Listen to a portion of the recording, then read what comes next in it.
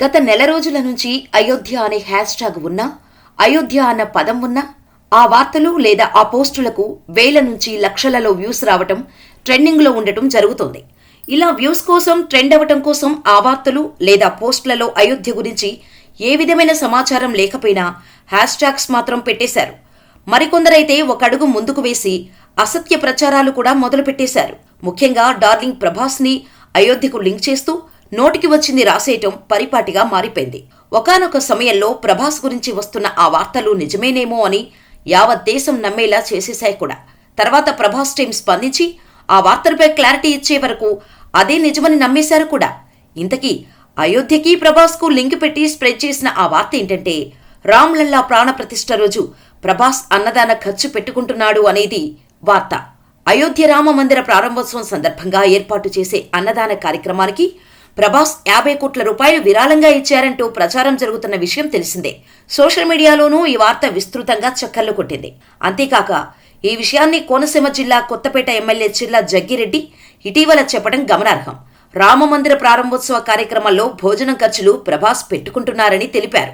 ఇందుకు సంబంధించిన video social మీడియాకు వైరల్గా మారింది. దీంతో పలు మీడియా సంస్థల్లోనూ వార్తలు వచ్చాయి. స్వయానా ఎమ్మెల్యేనే చెప్పడంతో అందరూ ఆ వార్త నిజమేనేమో అని నమ్మేశారు. ఈ క్రమంలో ఓ ఇంగ్లీష్ వెబ్సైట్ ప్రచారం జరుగుతున్న వార్తలపై ప్రభాస్ టీంను సంప్రదించింది. దీంతో ఆ వార్తల్లో ఎలాంటి వాస్తవం లేదని డార్లింగ్ టీం స్పష్టం చేసింది. దీంతో ఫ్యాన్స్ ఫేక్ వార్తలపై ఫుల్ ఫైర్ అవుతున్నారు. ప్రభాస్ ఇమేజ్ను డ్యామేజ్ చేయడం కోసం ఇలా ఫేక్ వార్తలు సృష్టిస్తున్నారని అభిమానులు అంటున్నారు. ఇప్పటికైనా తమ అభిమాన హీరోపై తప్పుడు వార్తలను ప్రచారం చేయడం ఆపుకోవాలని వారు డిమాండ్ చేశారు. ఇక రామ్లల్లా ప్రాణ ప్రతిష్ఠతో యావత్ దేశం శ్రీరామనామ స్మరణతో మారుమోగింది. 100 ఏళ్ల నాటి కల సాకారం కావటంతో అప్పుడు అయోధ్యలో రామాలయ నిర్మాణానికి పోరాటాలు చేసిన కరసేవకులు, రామభక్తులు, హిందువులు భక్తి పరవశంలో మునిగి తేలారు. అయోధ్యలో రామమందిర ప్రారంభోత్సవ వేళ అక్కడ అన్నదానం చేసే భాగ్యం సిద్దిపేటకు చెందిన అమర్నాథ్ అన్నదాన సేవా సమితికి దక్కింది. సుమారు 45 రోజుల పాటు రోజుకు సుమారు 7,000 మందికి అన్నదానం చేసే అవకాశాన్ని కల్పించారు. జమ్మూ కశ్మీర్లోని ప్రసిద్ధ మంచులింగం అమర్నాథ్ యాత్రికులకు అన్నదానం చేసే లక్ష్యంతో సిద్దిపేటలో 2011లో ప్రారంభమైన అమర్నాథ్ అన్నదాన సేవా సమితి అప్పటి నుంచి చార్ధామ్ యాత్రికులకు బాల్తల్, పంచతరుణీలి వద్ద లంగర్లు వేసి అన్నదానం చేస్తుంది. 12 సంవత్సరాలుగా ఏటా అమర్నాథ్లో పరమేశ్వరుడి చెంత భక్తులకు అన్నదానం చేస్తున్నాం.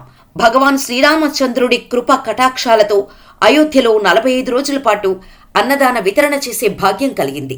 ఇది ఎన్నో జన్మల పుణ్యఫలంగా భావిస్తున్నాం.